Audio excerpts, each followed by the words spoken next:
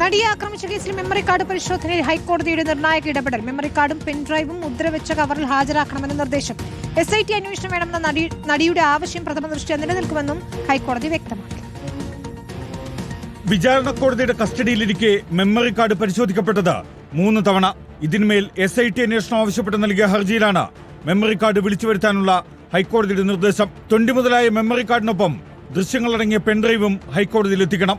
Memory card പരിശോധനയിലെ അന്വേഷണ റിപ്പോർട്ടും ഹൈക്കോടതി രജിസ്ട്രിക്ക് എറണാകുളം പ്രിൻസിപ്പൽ സെഷൻസ് കോടതി കൈമാറണം. 1 മാസത്തിനകം സീൽ വെച്ച കവറിൽ ഹാജരാക്കണമെന്നാണ് ഇടക്കാല ഉത്തരവ്. അതിജീവിതയുടെ ഹർജി ഫയലിൽ സ്വീകരിച്ചാണ് ജസ്റ്റിസ് CS ഡയസ് അധ്യക്ഷനായ സിംഗിൾ ബെഞ്ചിന്റെ നിർദ്ദേശം.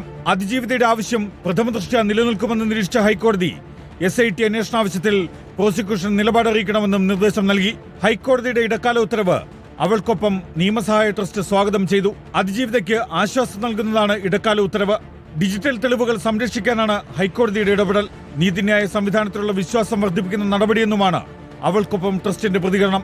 Legal desk reporter.